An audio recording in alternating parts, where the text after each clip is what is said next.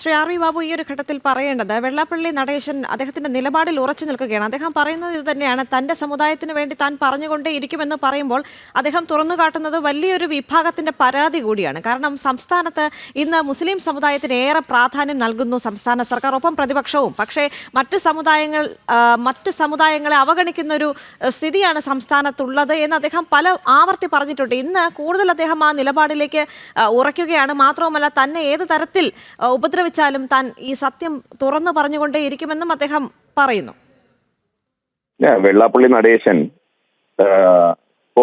ഈ അദ്ദേഹം പറഞ്ഞ പല കാര്യങ്ങളും ഈ പൊള്ളുന്ന യാഥാർത്ഥ്യങ്ങളാണ്. ഈ നടുറോഡിൽ നഗ്നയാക്കപ്പെട്ട അവസ്ഥയാണ് ഇപ്പോൾ ഇവിടുത്തെ ഭരണപക്ഷത്തിനും പ്രതിപക്ഷത്തിനും ഒക്കെ ഉള്ളത്. കേരളത്തിന്റെ സാമൂഹ്യ യാഥാർത്ഥ്യം എന്താണ് എന്ന് വെള്ളാപ്പള്ളി നടേശൻ കൃത്യമായി പറഞ്ഞു. ഇത് ഇപ്പൊ പറയുന്നതല്ല, അദ്ദേഹം പല തവണയായിട്ട് ഇത് ആവർത്തിച്ചു കൊണ്ടിരിക്കുന്നുണ്ട്. കേരളത്തിലെ ഇന്നത്തെ സാമൂഹ്യ സാഹചര്യങ്ങളെ മനസ്സിലാക്കിയിരിക്കുന്ന ആർക്കും ബോധ്യമുള്ള കാര്യങ്ങൾ തന്നെയാണ് വെള്ളാപ്പള്ളി നടേശൻ പരസ്യമായി പറഞ്ഞത്. പൊതിഞ്ഞു വെച്ച് മറച്ചു വെച്ച് ഇത് ഇങ്ങനെയൊന്നുമല്ല. കേരളം വളരെ മതേതര കേരളമാണ്. ഇവിടെ എല്ലാം വളരെ ഗംഭീരമായിട്ട് നടന്നുപോയിരിക്കുകയാണ്. ഇവിടെ മതസൗഹാർദ്ദമാണ്. എല്ലാ മതങ്ങളും സൗഹാർദ്ദത്തോടെ തുല്യമായി കഴിയുകയാണ് എന്നൊക്കെയുള്ള കുറെ വ്യാജ ധാരണകളിലെ പുറത്താണ് കേരളം ജീവിക്കുന്നത്. അങ്ങനെയല്ലെന്നും കേരളം അങ്ങേയറ്റം മത ശക്തികളുടെ പിടിയിലമർന്ന ഒരു സംസ്ഥാനമാണെന്നും അവരുടെ തിട്ടൂരമനുസരിച്ചല്ലാതെ കേരളത്തിൽ ഒരു മുന്നണിക്കും ഭരിക്കാൻ കഴിയില്ല എന്നുള്ള സാമൂഹ്യ യാഥാർത്ഥ്യം, ആ യാഥാർത്ഥ്യം വെള്ളാപ്പള്ളി നടേശൻ ഒന്നുകൂടി വ്യക്തമാക്കി അതിൽ അദ്ദേഹം ഉറച്ചു നിൽക്കുന്നു. അദ്ദേഹം ഉറച്ചു നിൽക്കുക അല്ലാതെ അദ്ദേഹത്തിന് ശരിക്കും പറഞ്ഞാൽ അത് ഇന്നത്തെ കാലത്ത് പൊതുസമൂഹത്തിന്റെ ആ ബോധ്യത്തിനൊപ്പം വെള്ളാപ്പള്ളി നടേശൻ നിൽക്കുന്നു എന്നുള്ളത് തന്നെയാണ്. അതിന് അദ്ദേഹത്തെ അഭിനന്ദിക്കാതിരിക്കാൻ നിവൃത്തിയില്ല. അദ്ദേഹത്തിന്റെ പ്രസ്താവന വളരെ സ്വാഗതാർഹമാണ്. അതിൽ അദ്ദേഹം ഉറച്ചു നിൽക്കുന്നത് കേരളത്തിലെ ജനത അദ്ദേഹത്തോടൊപ്പം ഉണ്ടാവും. മാത്രമല്ല, പലരും തുറന്നു പറയാൻ ഇപ്പോഴും തുറന്നു പറയാത്ത കാര്യങ്ങൾ അല്ലെങ്കിൽ മടിക്കുന്ന കാര്യങ്ങൾ അദ്ദേഹം തുറന്നു പറയുന്നുണ്ട്. മാത്രമല്ല, അദ്ദേഹം പറയുന്നത് അദ്ദേഹത്തിന് അധികാരത്തിന്റെ ആവശ്യമില്ല, അതുകൊണ്ട് സത്യം മറച്ചു വെക്കേണ്ട ആവശ്യം തനിക്കില്ല എന്ന് കൂടി അദ്ദേഹം പറയുന്നുണ്ട്.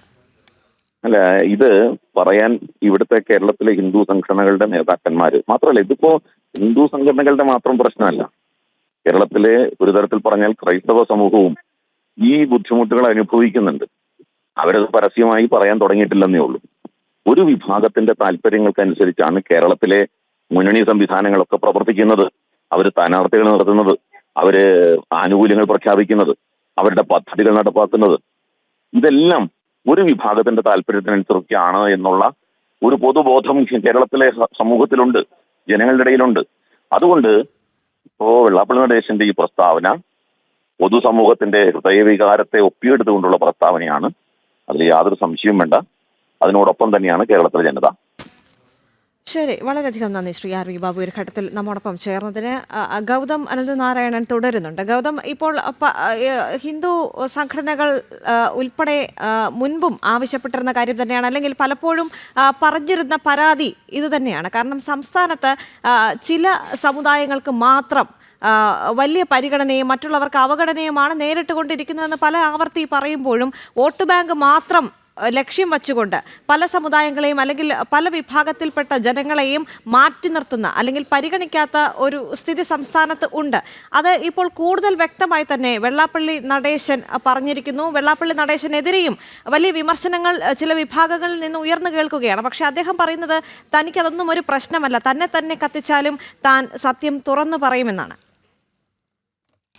ദേവിക, വളരെ കാലം മുൻപ് തന്നെ ദേശീയ സംഘടനകളും ഹൈന്ദവ സംഘടനകളും ഈ വിഷയം ചൂണ്ടിക്കാണിച്ചിട്ടുള്ളതാണ്. കേരളത്തിൽ മതന്യൂനപക്ഷങ്ങൾ, പ്രത്യേകിച്ച് ഇസ്ലാമിക മതസംഘടനകൾ, തീവ്ര സ്വഭാവമുള്ള മതസംഘടനകൾ വലിയ തോതിൽ ശക്തിയാർജിക്കുകയും അവരുടെ കൃത്യമായ ആശീർവാദത്തോടു കൂടി മാത്രമേ സർക്കാരിന് പ്രവർത്തിക്കാൻ കഴിയത്തുള്ളൂ എന്ന നിലയിലേക്ക് കാര്യങ്ങൾ എത്തുകയും ചെയ്തിരുന്നു എന്നത് ഒരു വസ്തുതയാണ്. ഇക്കാര്യം നേരത്തെ തന്നെ ഹിന്ദു ഐക്യവേദിയും VHPയും ഒക്കെ ഉൾപ്പെടെയുള്ള സംഘടനകളും അടുത്ത കാലത്തായി ക്രൈസ്തവ സംഘടനകളും ഇക്കാര്യം പലതവണ ചൂണ്ടിക്കാണിച്ചതാണ്. ഇപ്പോൾ SNDP യോഗത്തിൻ്റെ ജനറൽ സെക്രട്ടറി വെള്ളാപ്പള്ളി നടേശനും ഇക്കാര്യം കൂടുതൽ ശക്തിയോടുകൂടി പറയുന്നു എന്ന് പറയുമ്പോൾ അത് സ്വാഭാവികമായും കേരള സമൂഹത്തിൽ വലിയ തോതിൽ ചർച്ച ചെയ്യപ്പെടുന്ന ഒരു വിഷയം തന്നെയാണ് എന്ന കാര്യത്തിൽ ഒരു തർക്കവുമില്ല. കാരണം അദ്ദേഹം എടുത്തു പറയുന്ന ഒരു കാര്യം ഈ മലപ്പുറം കേന്ദ്രീകരിച്ചുകൊണ്ട്, അതായത് നേരത്തെയും അദ്ദേഹം മലപ്പുറം പ്രസംഗം എന്ന നിലയിൽ തന്നെ അദ്ദേഹത്തിൻ്റെ ചില പ്രസ്താവനകൾ നമുക്ക് അറിയാവുന്നതാണ്. മലപ്പുറം ജില്ലയെ എന്തുകൊണ്ട് ആ രീതിയിൽ നോക്കിക്കാണുന്നു, അല്ലെങ്കിൽ മലപ്പുറത്ത് ഭീകര സ്വഭാവമുള്ള സംഘടനകളുടെ സ്വാധീനം എത്രത്തോളം വർദ്ധിക്കുന്നു എന്നതിനെപ്പറ്റി അദ്ദേഹം മുൻപ്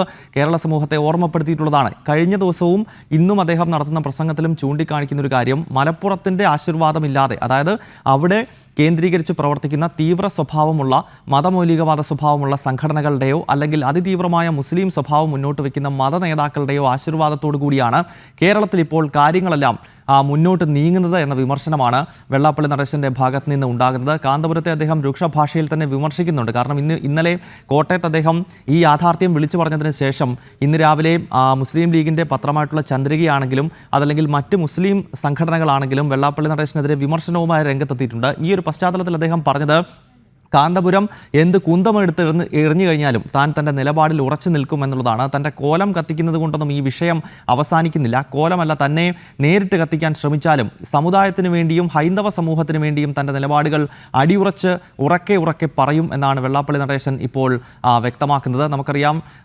ആസന്നമാകുന്നത് നിയമസഭാ തെരഞ്ഞെടുപ്പും അതോടൊപ്പം തന്നെ തദ്ദേശ സ്വയംഭരണ സ്ഥാപനങ്ങളിലേക്കുള്ള തെരഞ്ഞെടുപ്പുമാണ്. കേരളം അങ്ങനെ ഒരു വളരെ സുപ്രധാനമായ കാലത്തേക്ക് ചുവടുവെക്കാൻ ഇരിക്കുന്ന സമയത്താണ് ഇപ്പോൾ അദ്ദേഹം ചില വസ്തുതകൾ വിളിച്ചു പറയുന്നത് എന്ന കാര്യത്തിൽ സംശയമില്ല.